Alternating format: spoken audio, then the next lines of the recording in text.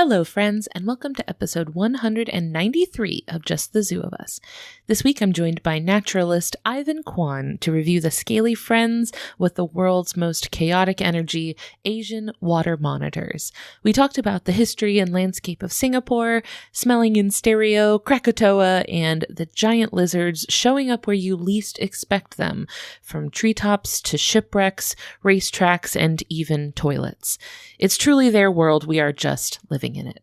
Also, just as a heads up, there was a minor technical issue with this episode that resulted in my audio quality not being as crisp and clear as it usually is. Luckily, I'm not doing most of the talking, but if it's giving you a hard time, you might want to try using headphones for this episode. So find a nice basking rock and a carcass to chew on. Just the Zoo of Us presents Asian Water Monitors with Ivan Kwan.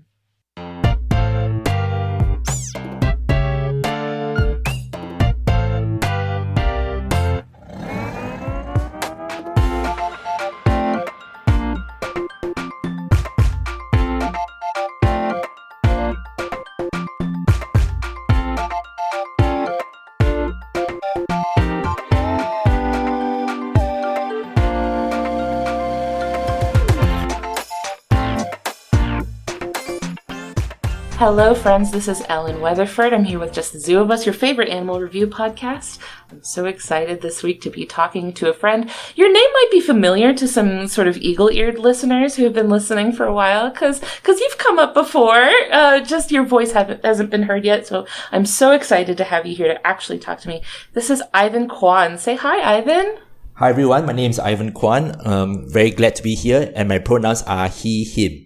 Thank you so much. I'm so excited to actually get to talk to you. The first time I think you've been mentioned on this podcast was after we talked about the Colugo. Yep. And you sent me some pictures that you took of Colugos that are so cute. The cutest thing I've ever seen in my life. I was so jealous. I was like, you just have these around? Like, you just get to look up and see Colugos in the trees. That's amazing to me. Was that amazing? Yeah, it's always really cool to see colugos because even here, for those of the listeners who are not aware, I'm actually based in Singapore. So we are a tiny little country in Southeast Asia, almost right on the equator. And given that we are in a different part of the world, a lot of the animals that we find here are very different from what people might be more familiar with in, let's say, Europe or North America. But even here in Singapore, there are a lot of people who are not aware that the colugo exists or it's a creature that can be seen quite often if you go into the right places, in the right habitats. It's really cool to see these animals. And in fact, maybe for me, a colugo is a bit like, it's a bit of a familiar species. But, I've never seen a wild raccoon or I've never seen a wild black bear or alligator or, animals that people might find familiar in other parts of the world. They're completely alien to me. And whereas species that people see all the time over here in Singapore are probably animals that people in other parts of the world would really love to see in the wild for themselves. Here in Florida, something that is very joyful to me is when people come here that aren't from here and get to see some of the animals that we have here that are unique to our place in the world.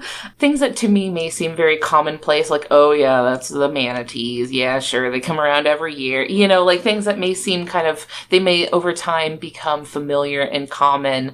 When you get to see them through the fresh eyes of somebody who doesn't know, who isn't familiar with them, that kind of rekindles the excitement for me. I'm like, oh yeah, they are actually really cool. Yeah, it's really nice to see from an outsider's perspective because especially in Southeast Asia, we get a lot of people who come in for wildlife tourism, especially for bird watchers because we do have quite a lot of unique birds. But we do also have quite a number of people who come to Singapore and other parts of Southeast Asia to look for the reptiles because we do have a very wide variety of pretty unique species. And some of them can be quite easy to find if you know where to look. We are talking about one of your reptile friends today, and I'm very excited to talk about them. Before we talk about them, I would like to get to know you a little bit. And, you talked about that people come to Singapore for wildlife tourism, which sounds absolutely blissful. I think that would be an amazing place to go. I've never been. But you have told me that you are a wildlife tour guide and a naturalist. So I wanted to talk a little bit about, your journey and how you got into doing that work. So I grew up with a deep love and passion for animals. So ever since I was a very young child, I already knew that I wanted to do something related to animals. When I grew up, I watched a lot of nature documentaries. I read a lot of books.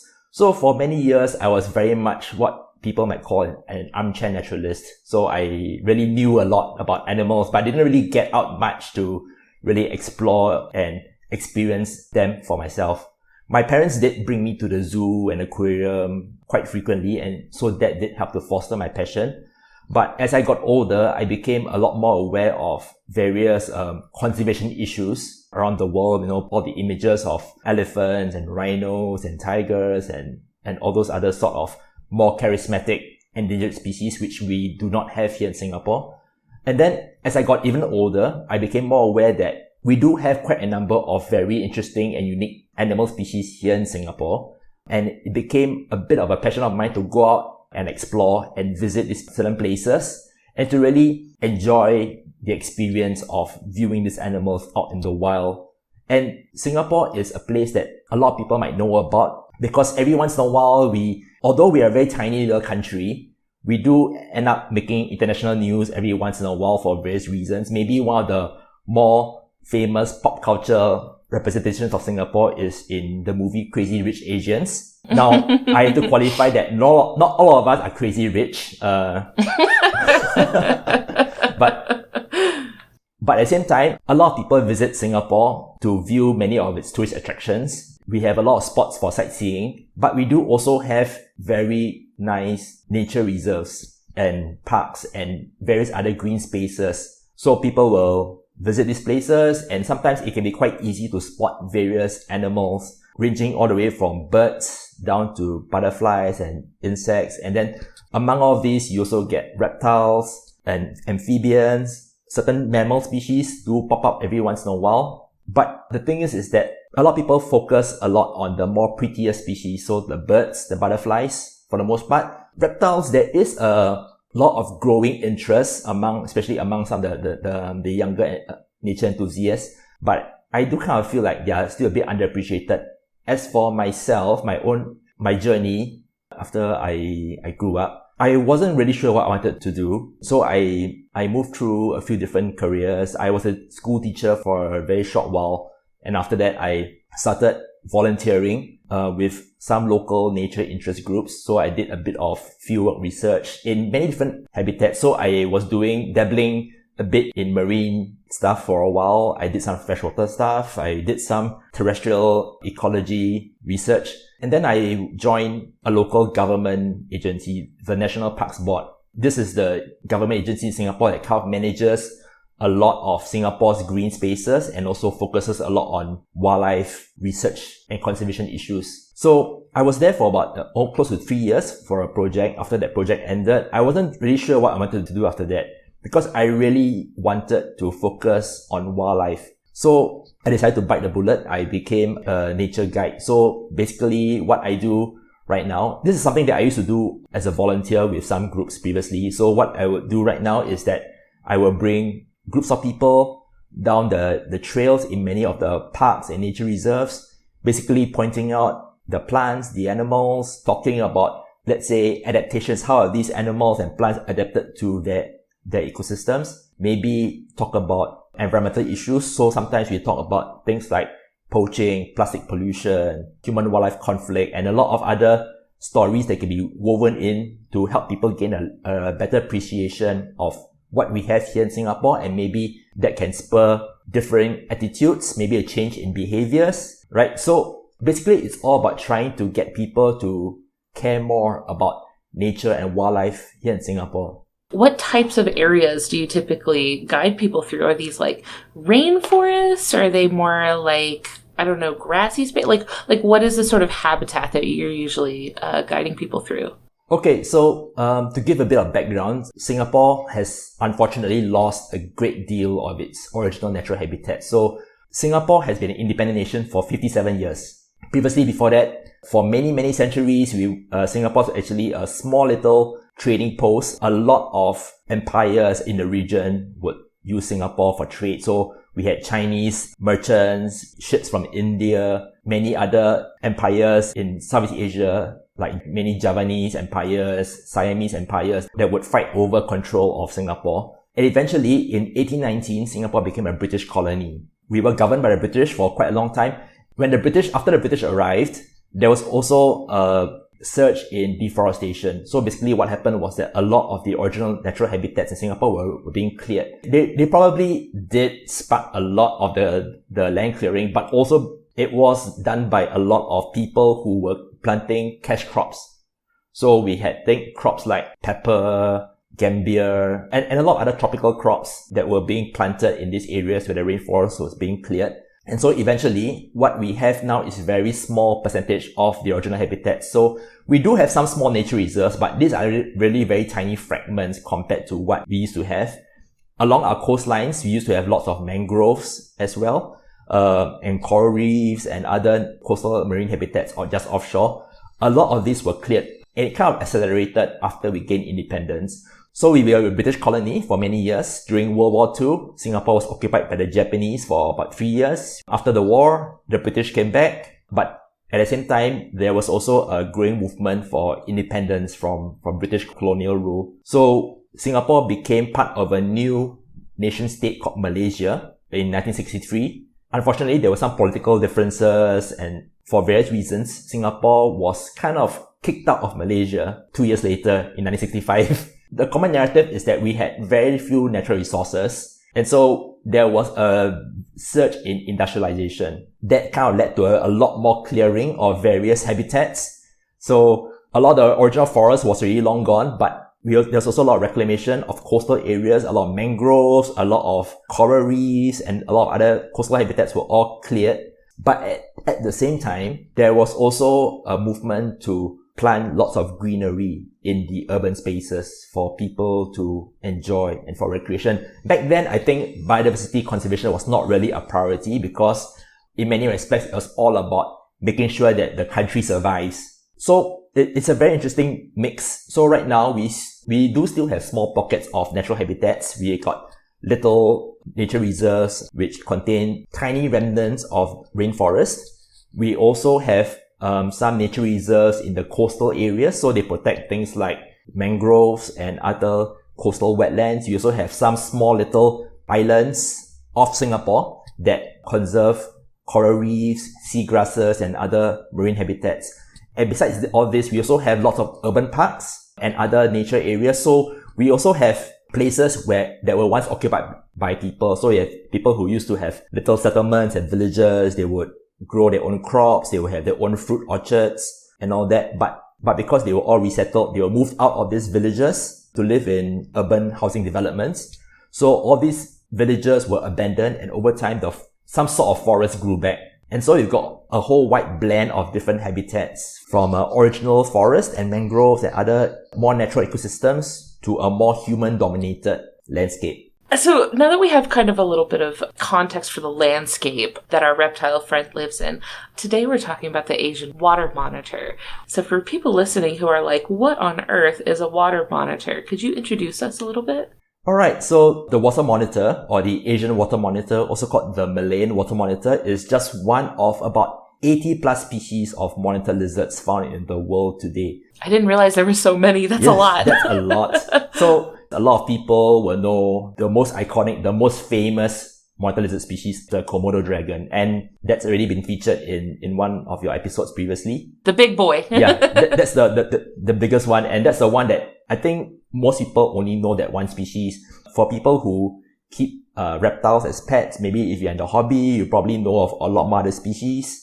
And in fact, the Asian water monitor is one of those species that does get quite a lot of attention in the reptile keeping hobby as well. So monitor lizards, for those of you who are unfamiliar with them, they are found across a large area of Africa, Asia, Australasia, all the way to some of the Pacific islands like Palau, Guam, and the Mariana Islands. And they range very greatly in size and ecology as well. So we've got the smaller species, which are some tiny ones in Australia, which live in more arid, rocky areas, which are about 22, 23 centimeters, which translates to about 9 inches. Oh, thank you for the imperial unit conversion.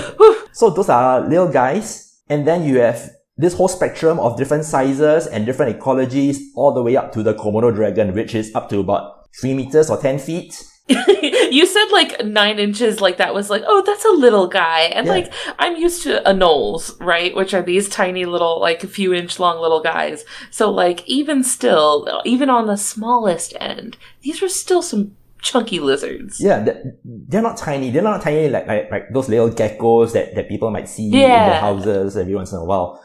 On the other end of the spectrum, you've got the Komodo dragon, 10 feet long. Apparently in the wild, they can weigh up to 81 kilograms, which is about close to 180 pounds. Hefty. Big. Absolute unit. Right. And for a lot of people, they might know about another type of lizard called the tegus. Yeah. Also quite popular in the pet trade, yeah. They are also very invasive here. Yeah, so I've read. So tegus, they are very convergent with monitor lizards in many respects, but the interesting thing is that they are unrelated. So if you look at lizards as a whole, monitor lizards, they are closely related to a group that comprises things like the Gila monster. They also have the alligator lizards and the glass lizards that people in North America might be familiar with.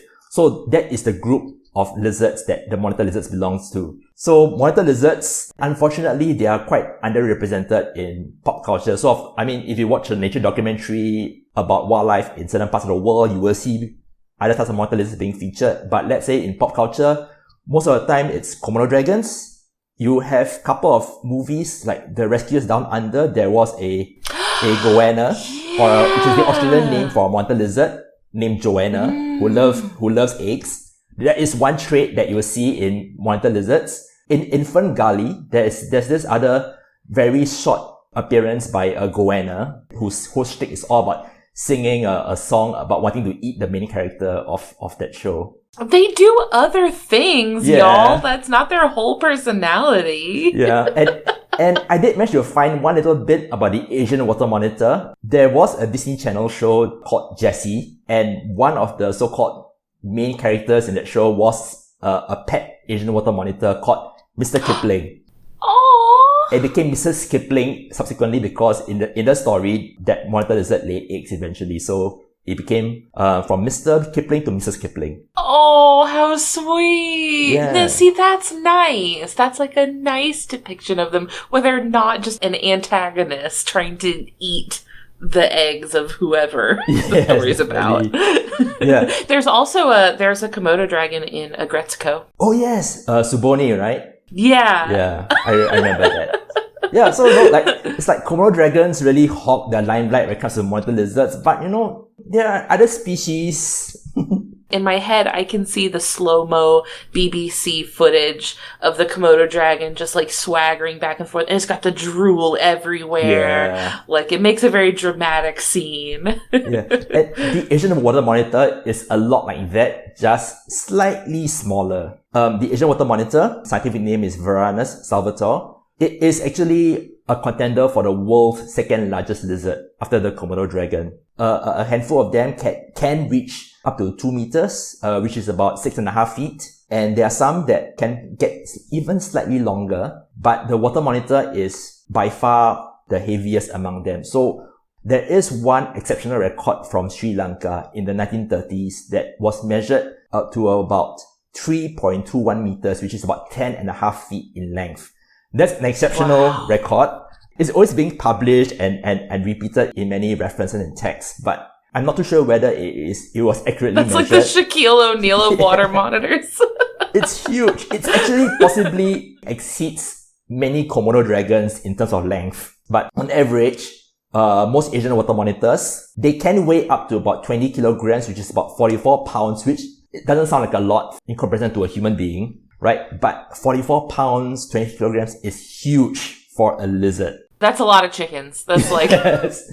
I don't know how many bananas that would be. So the Asian water monitor, it has a very wide distribution across Asia. The western part of the range includes Sri Lanka and parts of India, stretches all the way throughout mainland Southeast Asia, southern China.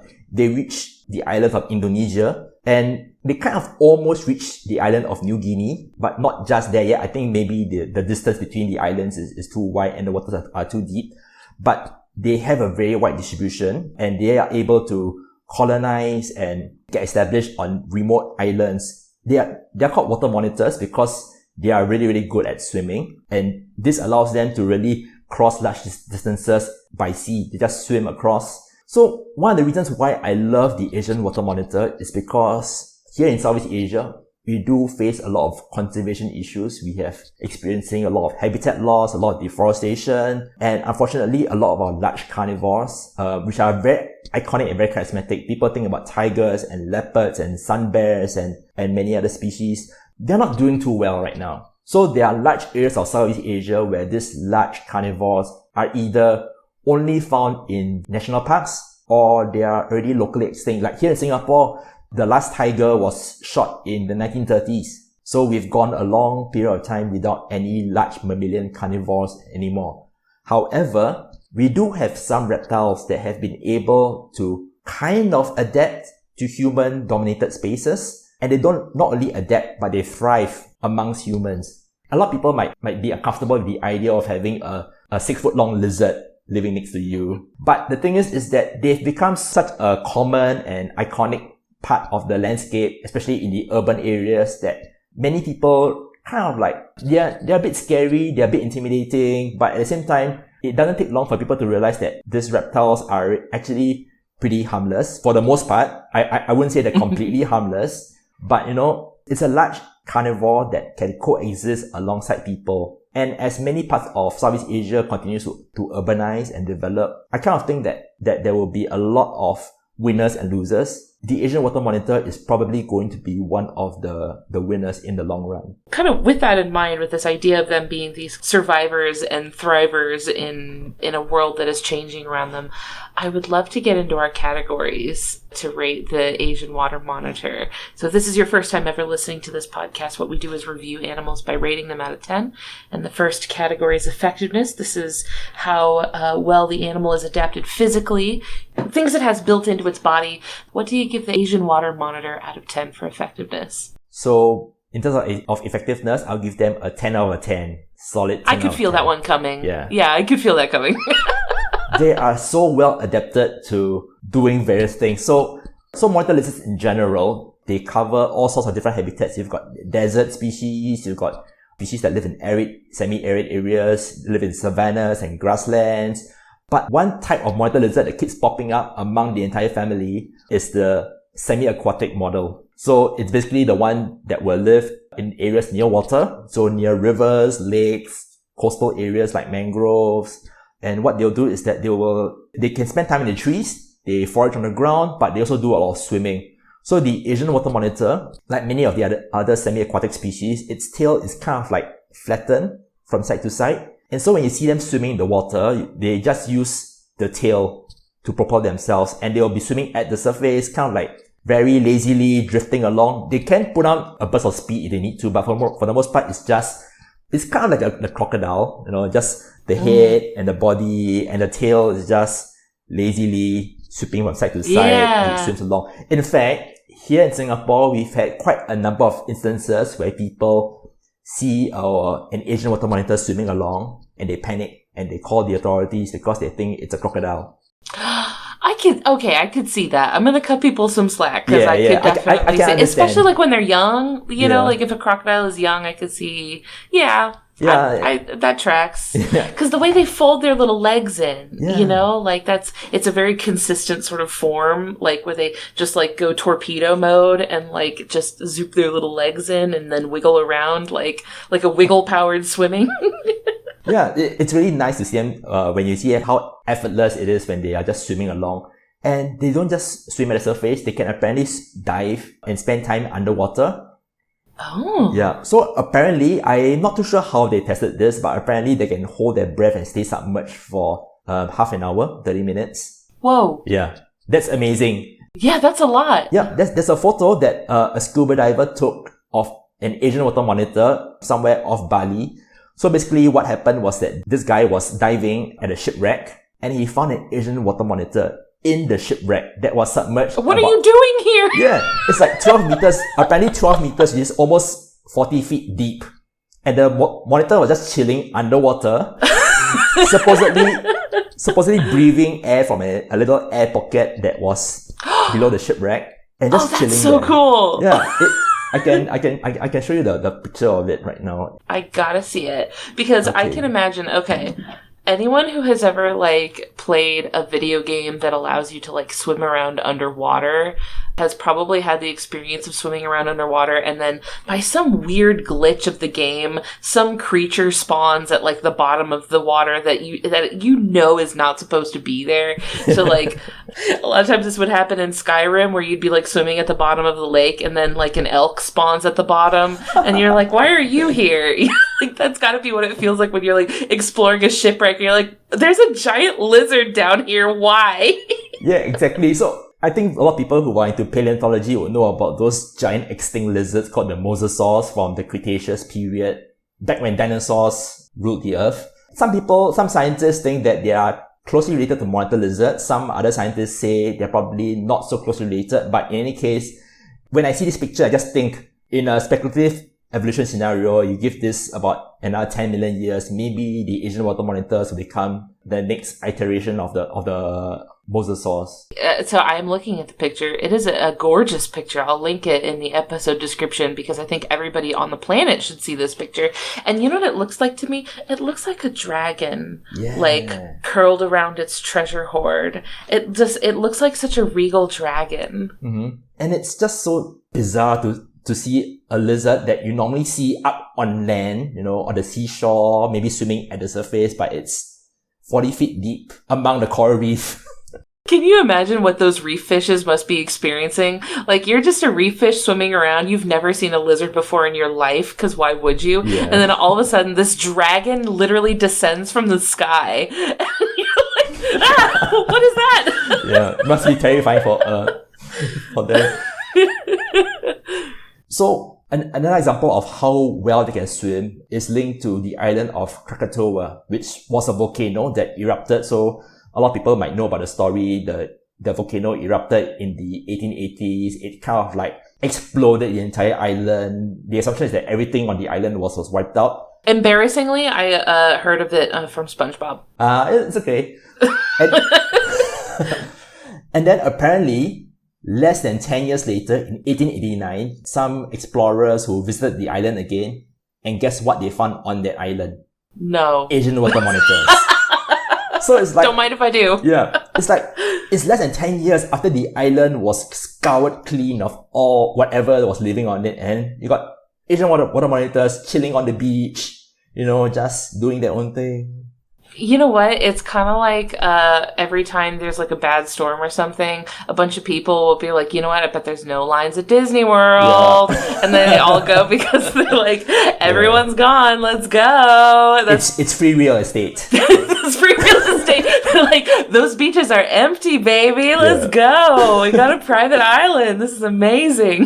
Yeah. That was smart. Yeah, it's really amazing, to think about how far they can swim. Like, there are populations all over the tiny little islands of Southeast Asia. So they're so closely tied to water that you see them practically everywhere where there's water. So here in Singapore, we've got large canals and drains. We've got reservoirs, lakes and ponds in many of our parks and gardens. So you've got Asian water monitors pretty much everywhere. So you might be going for a jog along the path along the canals. There might be an Asian water monitor just chilling on the path or in the canal.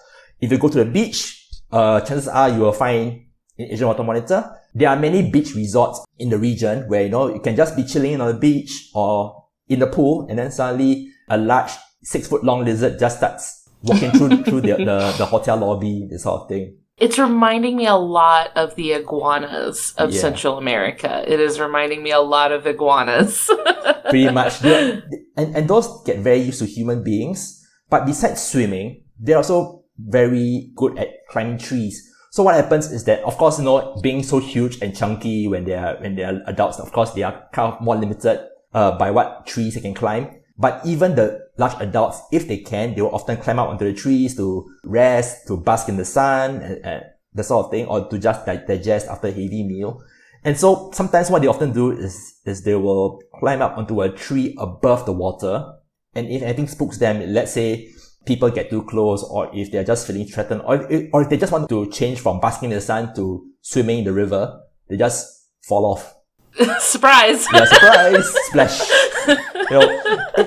I've actually gotten spooked a few times, because what happens is that I might be walking in the forest, and, just looking out for things, and suddenly this large animal falls out of a tree next to me, lands on the ground with a loud thud, and then starts making a beeline for the nearby water body. And I always get startled when that happens because you never know what it could be.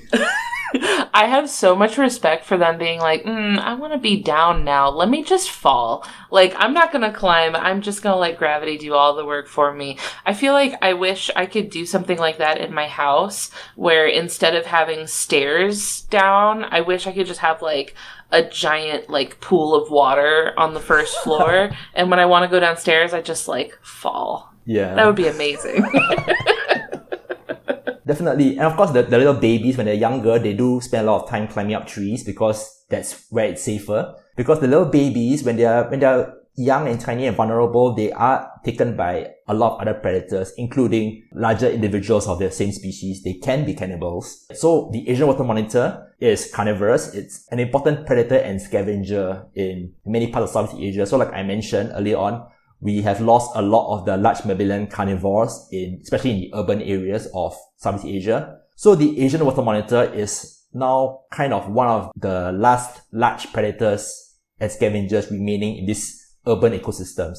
And so what they do is that they have a forked tongue. So if you spend time with a monitor lizard, whether it's a Komodo dragon or some other species, you will see them often flicking the tongue in and out of their mouths. It works the same way like a snake's tongue. It picks up sand molecules in the air or from the ground, goes back into the mouth, and they've got the Jacobson's organ at the roof of the mouth that helps to pick up the molecules. That helps with them finding food. And because the tongue is forked, they will be able to figure out whether the food is closer to the left side or the right side. He said they can kind of smell in stereo. Oh, that's really cool. I didn't know that was why it was shaped like that. That's really interesting, though, because I've definitely seen that forked tongue shape, but I guess I didn't know that was why. Yeah. It's like that. That's really awesome.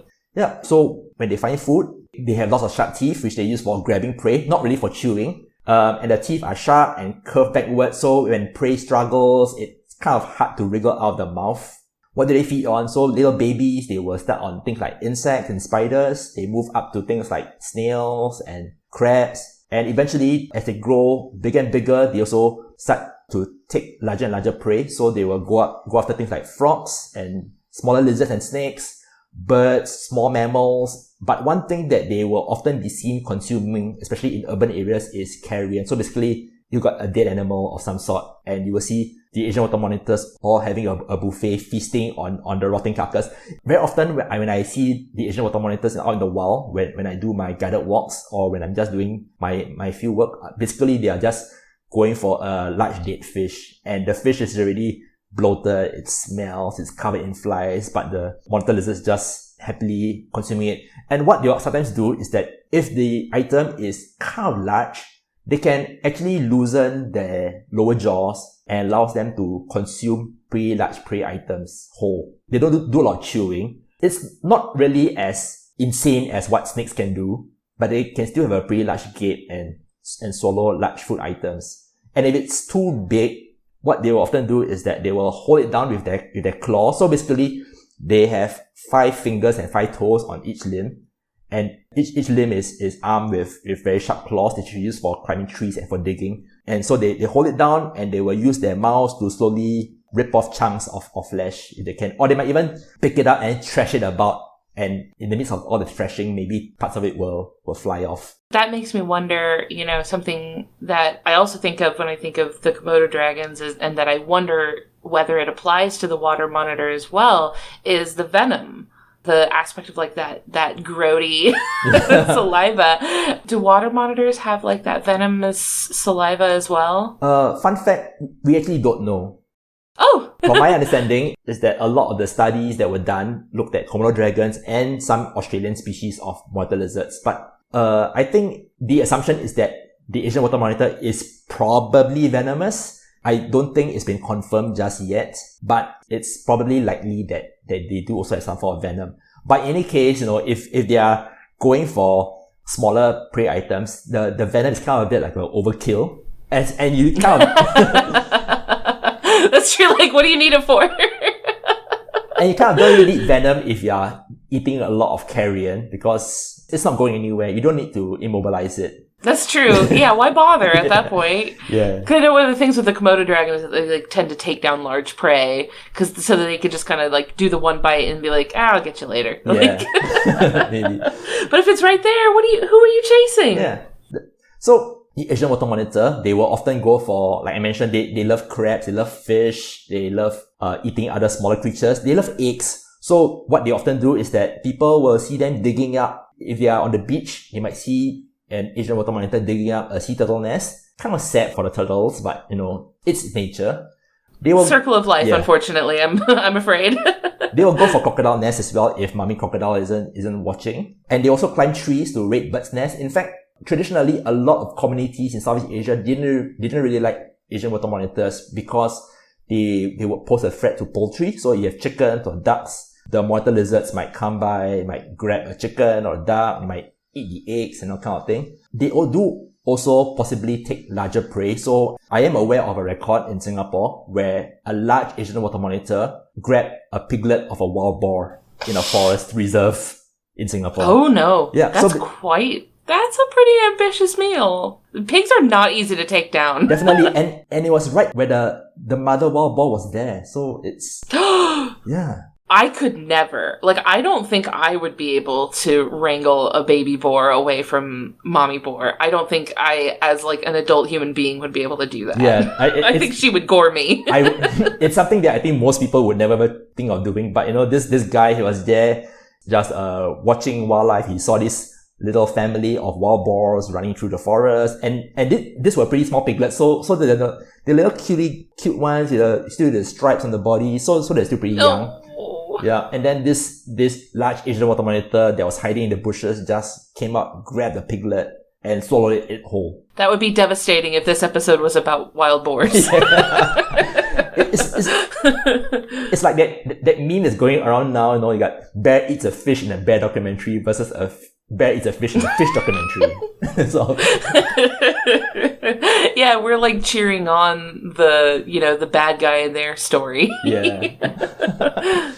And then over here in Singapore as well, another issue that we do have is that we have quite a number of invasive species that are being released into many of our aquatic ecosystems. So for example, species that people in the US might be familiar with, American bullfrogs, red-eared sliders, the little pond turtles. So they are commonly seen in the trade as pets and for human consumption. In the case of the bullfrogs, people release them into the wild and they do pose a risk in becoming invasive. So we have seen the Asian water monitors eating the American bullfrogs. Get them! Yeah, get it! The red-eared sliders is quite interesting because although they are everywhere in Singapore now, they are in fact our most common turtle species in Singapore, even though they are not native. We don't really know for sure how many of them are actually breeding here and how many of them are just new people dumping unwanted pets. Because although we do have records of them, of the red-eared sliders coming up to nest, they will lay their eggs in the soil near the water bodies. We do also have a lot of sightings of the Asian water monitor finding the red-eared slider nest, digging up the eggs and eating them whole. So it's possible that the Asian water monitors are kind of helping to keep a check on the reproduction of the red-eared sliders, at least here in Singapore. They're like, what is that, a pond turtle nest? Don't mind if I do.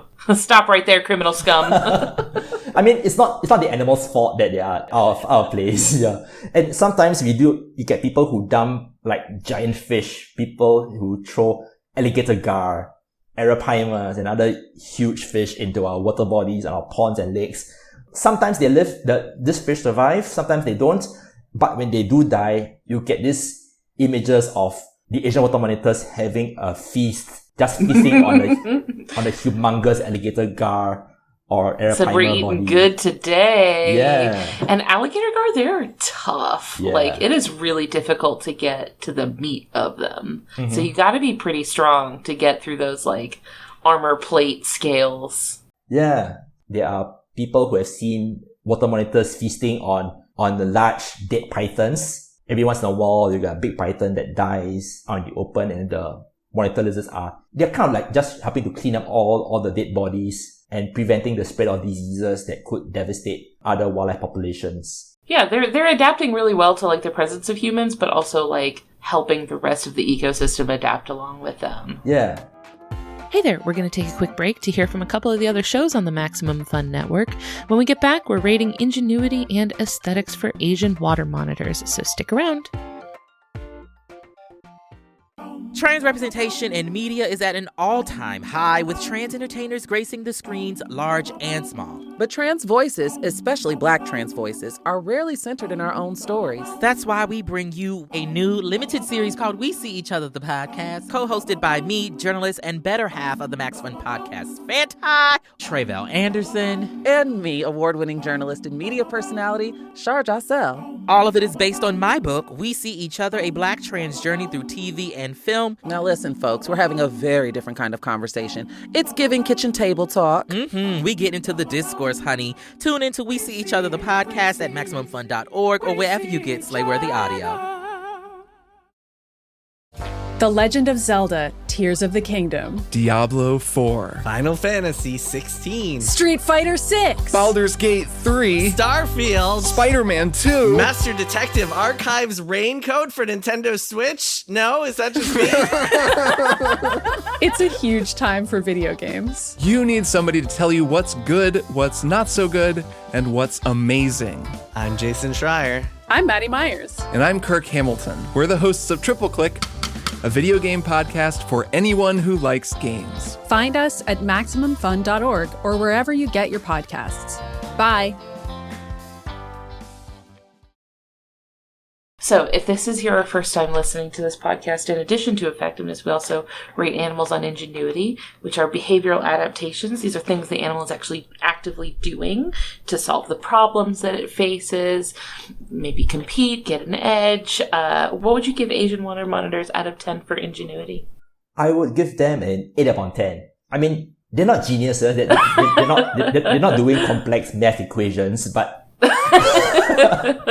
well, okay. Yeah. I mean, if that's our goalpost, then I think I don't think there's a lot of portraits up in that winner's circle. Yeah, but they are doing quite well. So one thing about Asian water monitors is that monitor lizards in general, they are often seen as being comparatively quite intelligent compared to many other lizards, right? I mean, reptile intelligence is generally very underrated, very underappreciated. But monitor lizards do stand out in being quite intelligent. You've got many examples of pet Asian water monitors that become quite affectionate. They become quite friendly and used to people. Aww. Yeah. Have you had one as a pet? Here in Singapore, we can't keep most reptiles as pets. So the only legal pet is the red-headed spider. Yeah. So over here, no snakes, no lizards as pets. People do keep them, but it's illegal, that kind of thing. But hush hush about it. Yeah, sort of thing.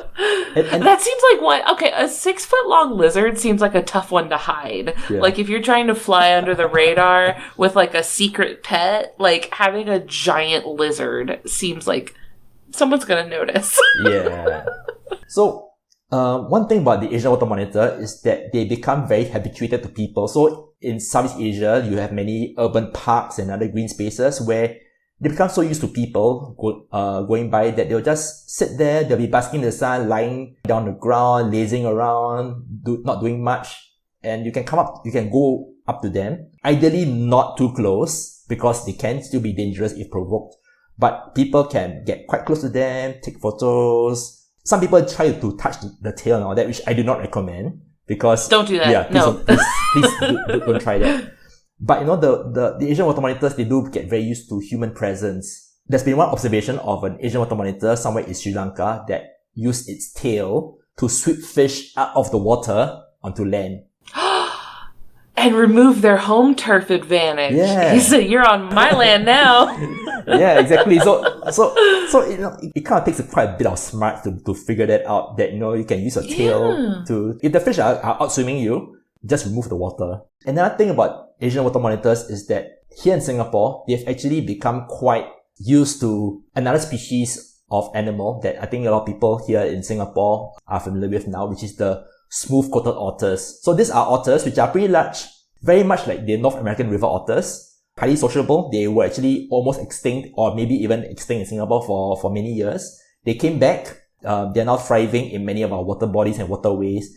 And what the otters will do is that after they are done with fishing, they will leave scraps behind because they don't always finish the fish that they prey on. So there might be half a fish or a fish head, that sort of thing, and then the Asian water monitors will be nearby, and then they will just happily finish up all the scraps. And another thing that can happen sometimes, which I've witnessed before, is that when the otters have a bunch of little pups, they are still learning how to catch and consume fish. Sometimes you get the big monitor lizards, they will just charge in, they will spook the little baby otters, they will scatter in a panic, and then the monitor lizard will just come in and grab the fish and then run off. Of course, this is dangerous because the adult otters will definitely go after the Asian water monitor. They're feisty. They're ready to fight. Yes, they will throw hands. There's actually a record of them, smooth-coated otters, nipping Asian water monitors to death because they got too close to the pups. I believe it 100%. I witnessed small clawed otters torturing a live frog. Oh. They were playing with it by like rolling it down a hill, and then like they would let it roll into the water and then pick it up and bring it back to the top of the hill and just roll. It was a live, totally living frog. And I noticed it was alive because one time it rolled down the little slope and into the water, and then when it hit the water, it started trying frantically to swim away, and then the otter just picked it up and brought it back to the top of the hill. Like Sisyphean, like like just kept like rolling it down the slope, just having a ball. I don't think it even ate the frog. It was just having fun. That frog did not have a good day. No, it was a terrible time for the frog. Yeah. And in fact, the Asian water monitors have also even been seen trying to go for otter pups. So sometimes the family is out, the Asian water monitor just charges in, grabs the pup. The one time it's been witnessed here in Singapore, the otter adults fought off the monitor lizard, but that probably happens out in the wild sometimes when nobody's looking. So, they are able to quickly adapt to all sorts of situations, all sorts of potential food sources. So in some places, in Southeast Asia, where you have communities without very good waste disposal practices or infrastructure, all the food waste still gets thrown out into an open garbage dump. The Asian water monitors hang out there and just eat trash. It's free food. Yeah. Between the, eating the sea turtle eggs out of their nest and the otter pups, I think they might be making some enemies here. Like, those are like the two go-to, like, adorable baby animals. They're just taking them out. Yeah, but they are serving an important function as predators and scavengers.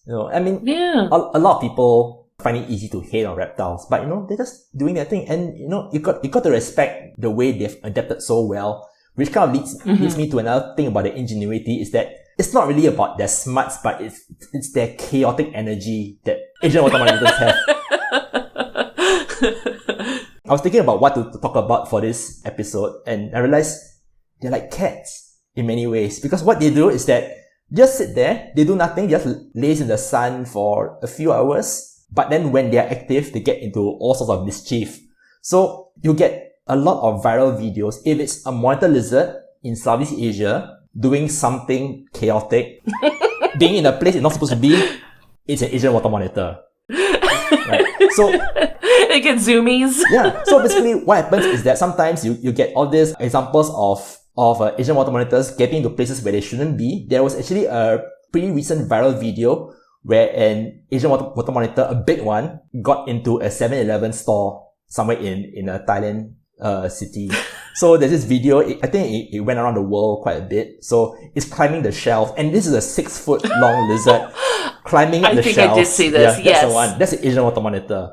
It's like Doritos on the floor and stuff. Exactly. Yeah.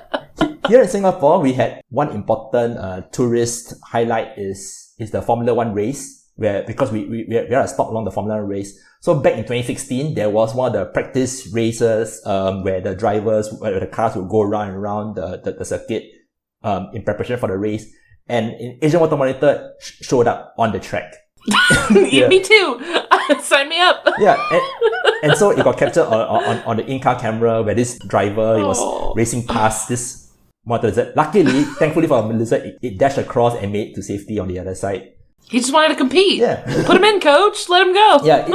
It just showed up. There are videos of them like in multi-story parking lots, in buildings, There was a video of one that popped out of a toilet bowl. It's a little baby, but, it still popped out of a toilet bowl kind of thing. I think that a very common urban legend turned like personal nightmare of a lot of people is of like, it could be snakes, it could be spiders, it could be rats, whatever it is that you don't want anywhere near your toilet, coming up through the toilet. Like, I feel like every time I hear about a real life instance of that happening, that does not make me feel any better. That brings me no comfort to know that that's like an actual real thing that can happen. Yeah, so I think over here in Singapore or in Southeast Asia, a lot of times it's pythons that come out of the toilet bowl, but apparently monitor lizards can do that too, but little baby ones. There's this other video that I think has been shared around quite a bit. Is this lady, she's feeding a bunch of animals next to the edge of a pond. So there's some fish, there's some turtles, there's some pigeons. On the side, she's giving them pieces of bread and stuff. And then this large Asian water monitor comes in from the side. It's behind a wall, so she can't see it. It comes in from the side, it goes for the fish right in front of her. She panics and then she jumps away and all the animals scatter, and then the water monitor lizard is like, what happened? Like, why? It turns it from such like, it was such a peaceful, like idyllic Disney princess scene where she's like peacefully feeding these fish, and then the Asian water monitor just like Kool-Aid man bursts into the scene as like, hey Surprise, guys! I'm here. It sounds like that is the kind of entrance there, because you talked about them like falling from the tree and splashing into the water. It sounds like they're just like throwing themselves violently into every possible situation. Yeah, it happens. It's like sometimes, you might be cycling on the path, along the canals, or just going for a jog, and then you got this huge lizard just lying there blocking the path, and you just stop there. So what do I do now? Do I chase you away from the path, or do I just turn around? They've gotten so used to people that in some parts of Thailand, I've seen some videos from Thailand where they will start going for picnic scraps. So there's a picnic table with food that's been left there. They just climb up onto the table and just devour everything. As they should. Yeah. Waste not, want not. Exactly. So, they're becoming so used to humans in some places that they are just starting to become like the de facto large predator / scavenger in many of these places. I feel like a lot of places have their own special little, like, extremely brazen scavenger. Mm-hmm. So, like, you might have ibises or geese or 6-foot lizards. Good for them, though. Yeah. I mean, like, in a world that is becoming increasingly dominated by human presence, that is definitely something you want to have the ability to adapt to. So, like, that is something that is serving them well, and especially if I feel like they have the benefit of being pretty charismatic. Yes, they like are. I feel like if this was a snake, maybe this would play out differently. Mm-hmm. I don't know if the perception of snakes is different in Singapore than it is in the United States, because we do not like snakes here.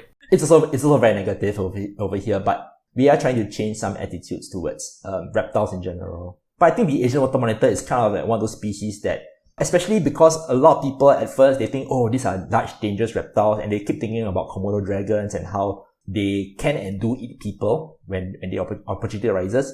The Asian water monitor, by and large, they are harmless. I wouldn't say that they are completely harmless, because, like I mentioned, they do have sharp teeth, they have sharp claws, they can scratch you, they can bite you, but their main weapon is the tail, because they whip it around if they are threatened. So what you often see is that if a person gets too close to an Asian water monitor, they will puff themselves up, they will inflate their bodies to look a bit bigger, they start hissing, so they make this very loud, low hiss, like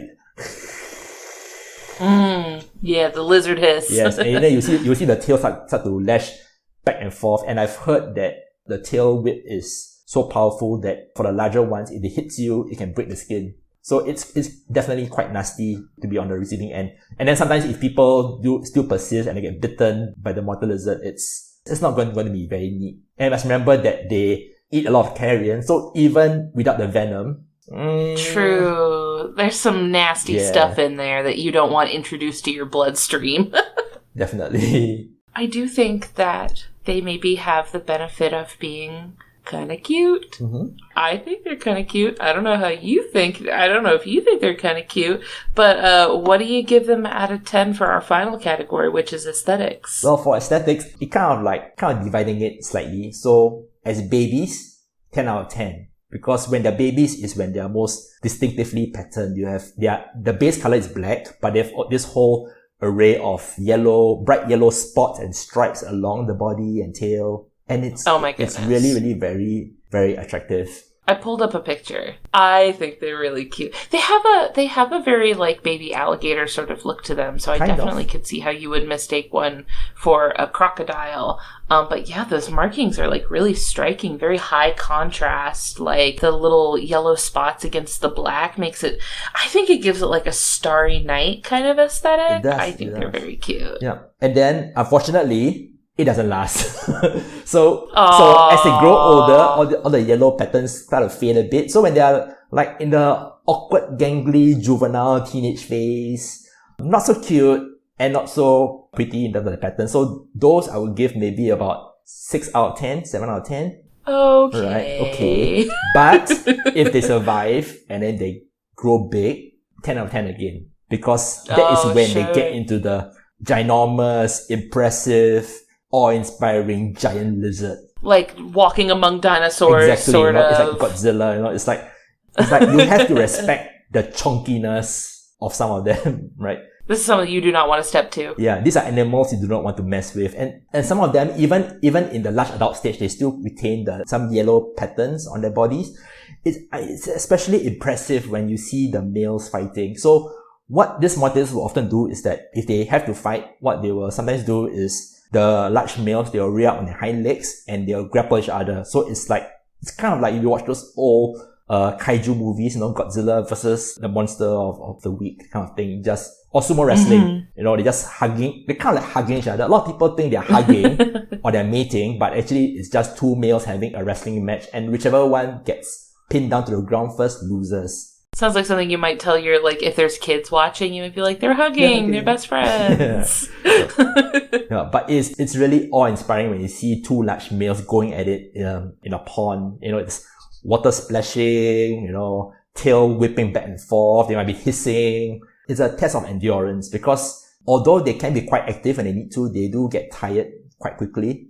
So it's a way to test who is dominant without having to resort to more violent means. Not to say that this is they don't emerge unscathed, because sometimes there might be a bit of nipping here and there. And the claws on the front limbs do mess up the shoulders quite a bit. So sometimes after the fights, you will see the other, some of these males, they will have a lot of very bright pink scar tissue all over the upper back area, because, these are very powerful, very awesome creatures. And it's very amazing to think of how such a large reptile can live alongside human beings.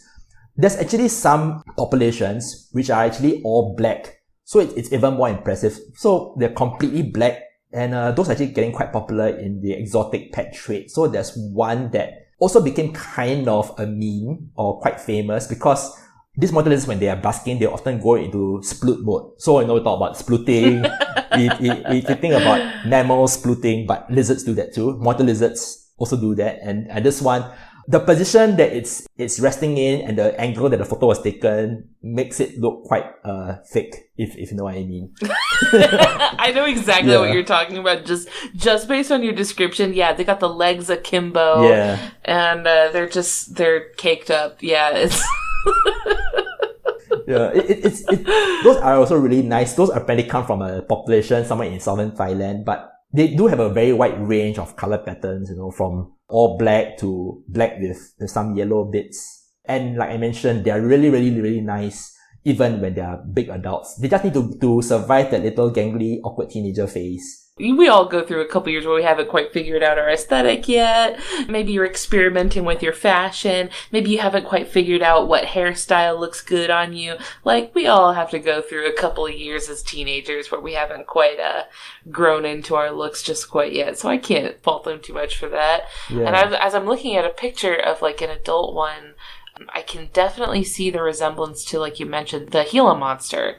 Because it has that sort of like beaded like look where the scales on its body look almost like, it looks like it's like covered in beads. Like it looks like a bedazzled lizard. Yeah, that actually kind of leads to a bit of a conservation thing. So the Asian water monitor is very heavily exploited for the skin trade. Some countries in Southeast Asia, there are large numbers of them being harvested from the wild. So if you buy, let's say, a handbag or shoes or belt that's made from monitor lizard leather, pretty high chance that it came from an Asian water monitor. Now, the species is not considered endangered because, like I mentioned, it is doing very well in many parts of its range, but there are some places where there are some concerns about maybe whether the trade is sustainable, whether they are being harvested in a sustainable manner, whether the numbers are able to support that level of exploitation. There are also some places where they are losing habitats, areas like mangroves and wetlands, which they do depend on, right? If it's all cleared and paved over, that becomes a lot more challenging for them to survive in. Even though they do well with people, they are still vulnerable to other issues that come with urbanization. So we do get a lot of cases of Asian water monitors getting hit by cars. Roadkill is a serious issue in some parts of their range, especially where they overlap with humans. And in some places, they get entangled in fishing lines and nets. They end up trying to steal a fish and they get hooked as well, kind of thing. And in some places, people still hunt and eat Asian water monitors. Now, this is a traditional part of the diet in many communities. In some places, it's more widely practiced than others. But in some places where it's already illegal to do so, some people still hunt them. And in some places, it's not really necessary to go after monitor lizards right now because of the level of development that some of these places are at. Even here in Singapore, where we are a highly urbanized countries, sometimes when you point out a monitor lizard, you mention it, you get people who say, oh, in the past, when I was a young kid, I used to catch them and boil them in the soup, that sort of thing. Okay, it's a different time now.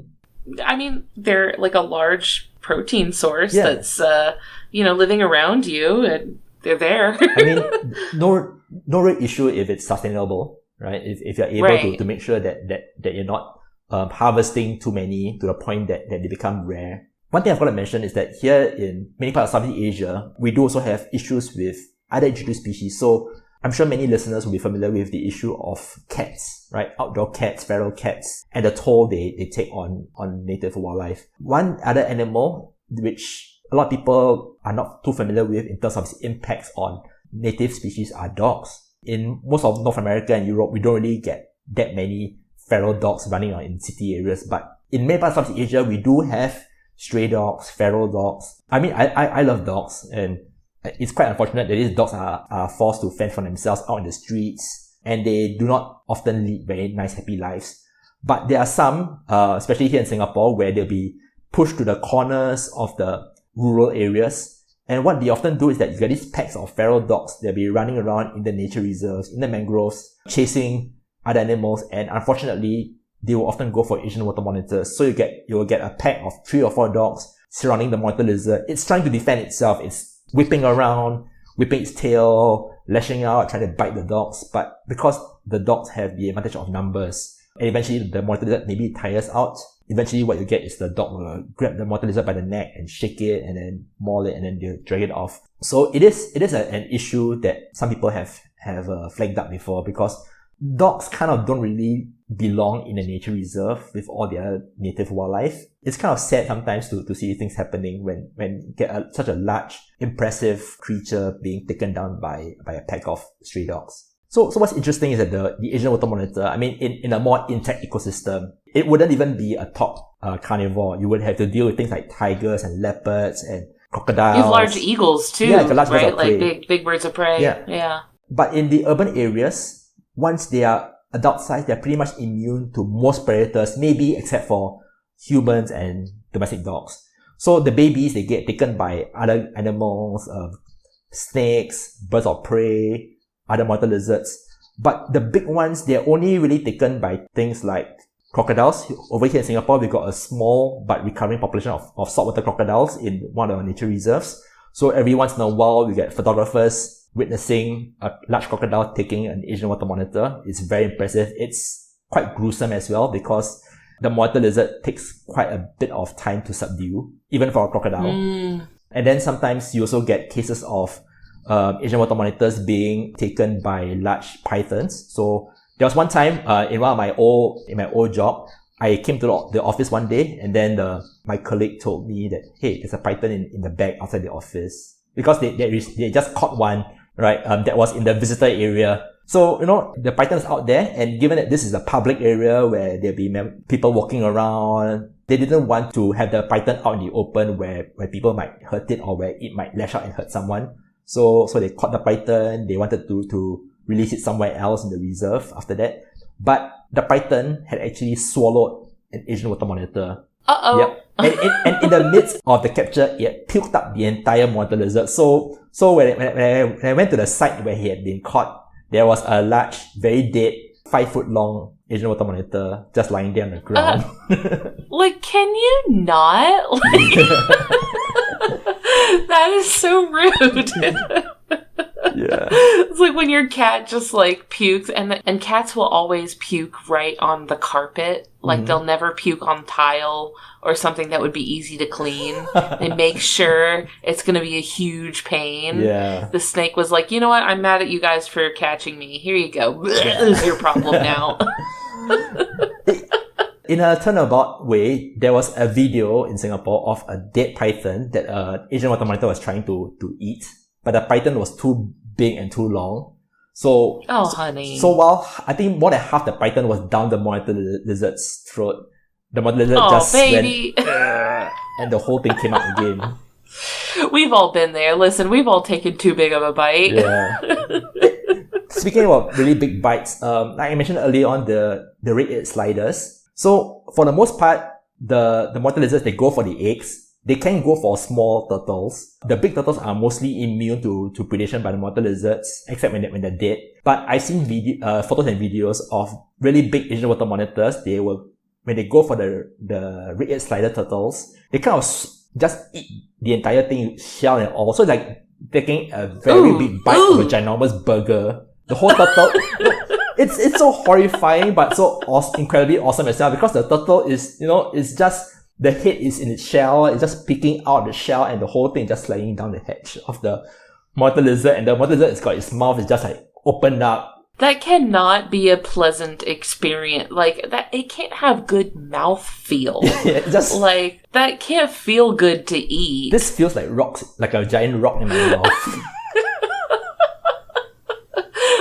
Just eat something else at that point. Yeah. Because that can't be easy to digest either. That lizard is going to have a really bad time in a few days. Yeah.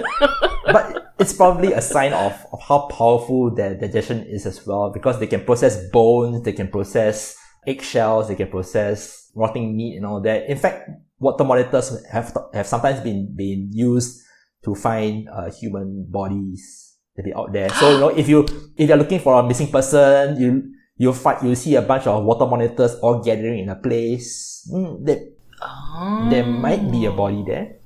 When you said that, the first thing that came to mind was cops with an Asian water monitor on a leash, go, giving it a piece of the person's clothes and being like, "Go find him, boy!" You had instead of a canine unit, they had a lizard unit. Yeah.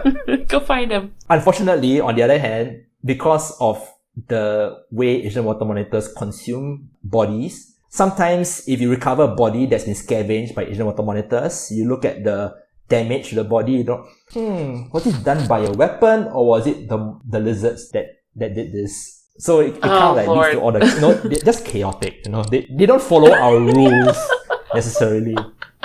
They're making their own rules. Yeah. They're carving out their own little place in society. Exactly. That doesn't necessarily conform to our... They don't have manners. Yeah. They just do their own thing. And even though they're so commonplace throughout the region, here in Singapore, a lot of people don't even know what they are. One common thing is that when people see them, they say, "Oh, look at the Komodo dragon," that kind of thing. Did it escape from the zoo? That sort of thing. So, unfortunately, I think a lot of people in many parts of the world, they might be more familiar with wildlife that they see or learn about from books and from TV shows. Not so much what that actually lives beside them. So because Komodo dragons get all the attention in the media, whether it's pop culture or nature documentaries, people know more about Komodo dragons than they do about Asian water monitors, even if they might be living right next to Asian water monitors. So people call them Komodo dragons, they call them crocodiles, they call them iguanas, which is understandable because many of the older generations here in some parts of the world they used to call monitor lizards iguanas. In fact, goanna it's kind of like it kind of evolved from the word iguana because the colonists. Oh, that's funny. Yeah. I totally see it. Yeah, when the colonists came to Australia, they saw these large lizards and they call it iguanas, and over time it shifted into goanna. So, you know, we're trying to dispel a lot of these basic errors in identifying animals. And not only that, but also learning to accept them for what they are. They aren't like cute and cuddly furry creatures. They are not dangerous, vicious animals. They're not monsters, right?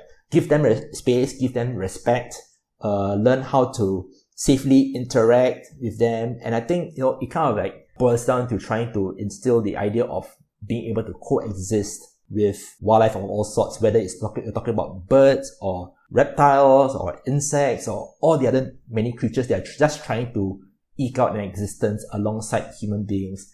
And, you know, I think the Asian water monitor it's one of those species that it refuses to disappear. It refuses to just, okay, humans are here, I'm just going to hide in the forest, I'm never going to come out, you know, I'm just going to become endangered and completely dependent on human conservation efforts. No, I'm going to stake my claim. I'm here.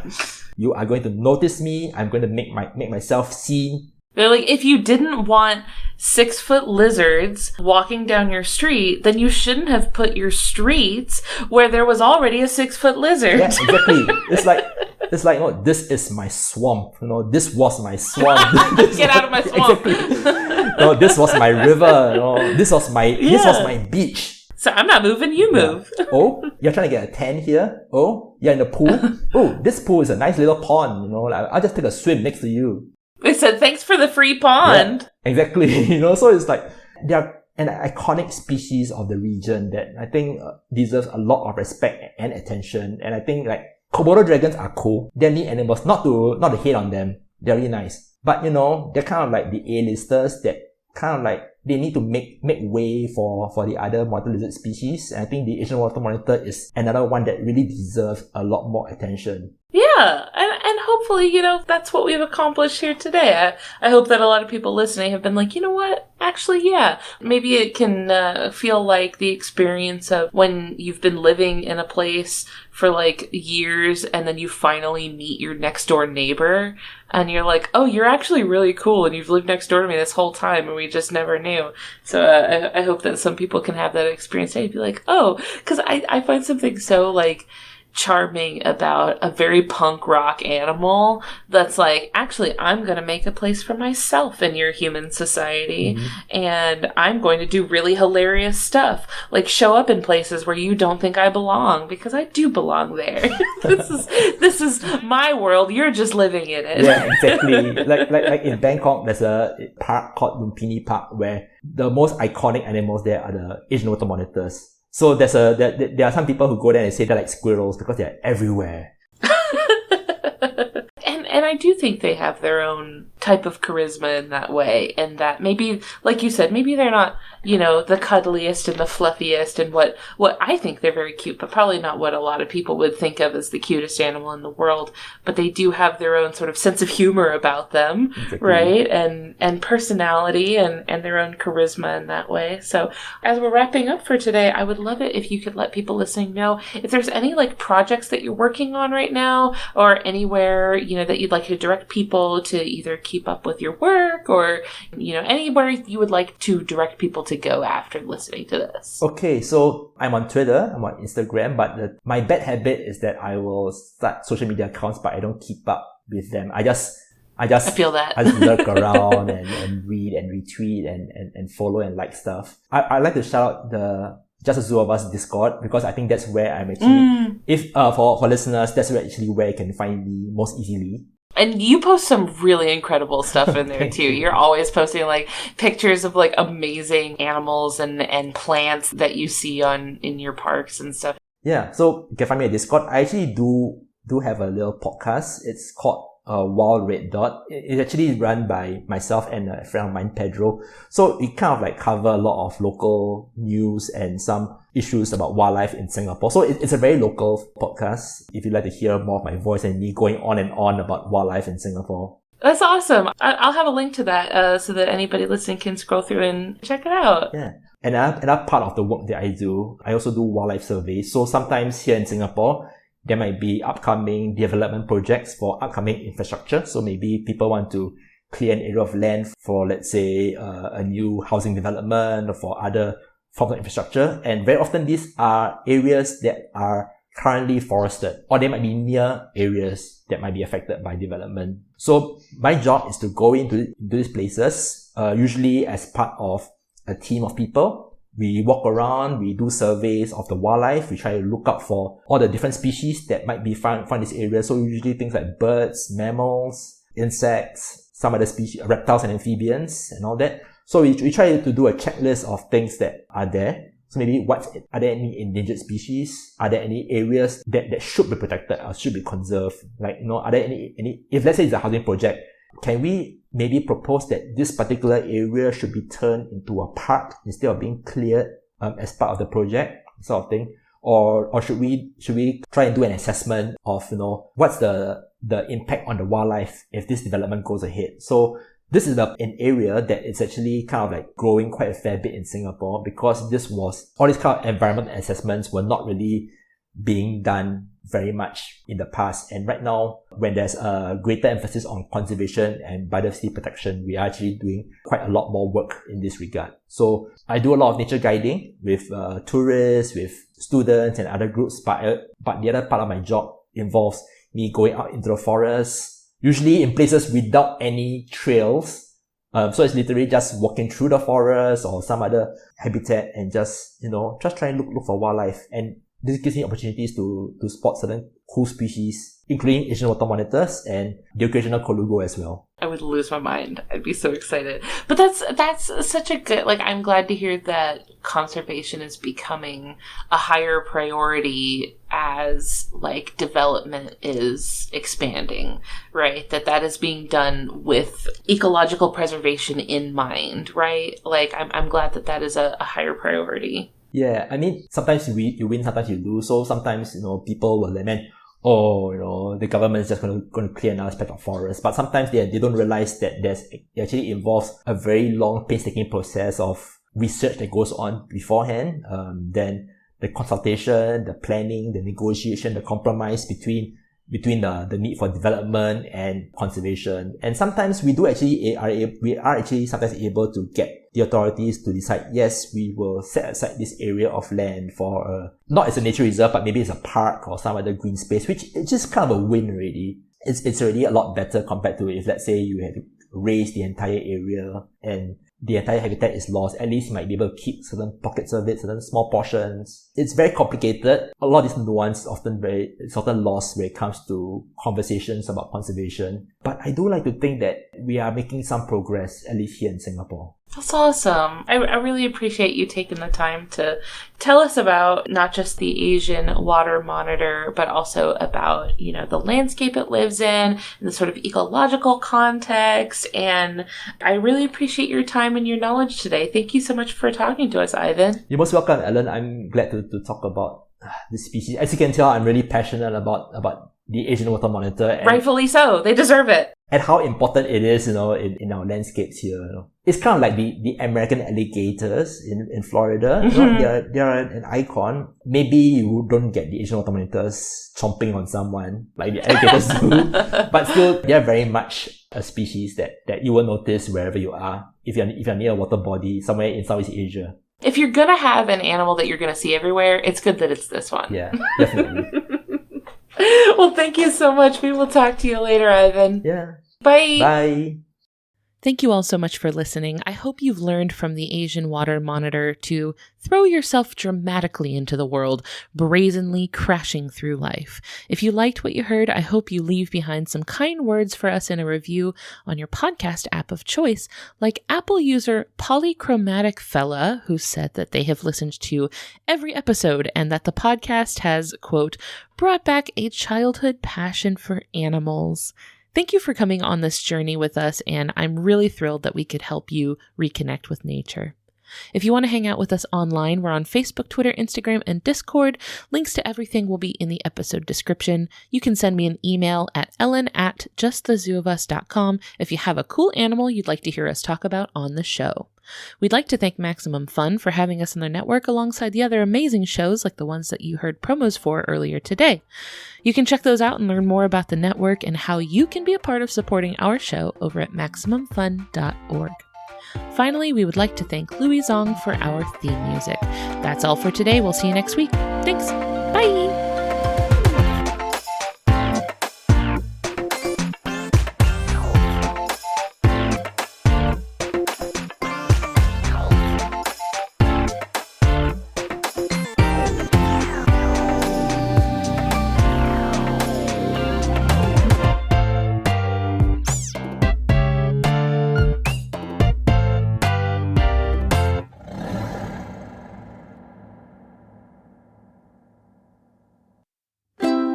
MaximumFun.org. Comedy and culture. Artist owned. Audience supported.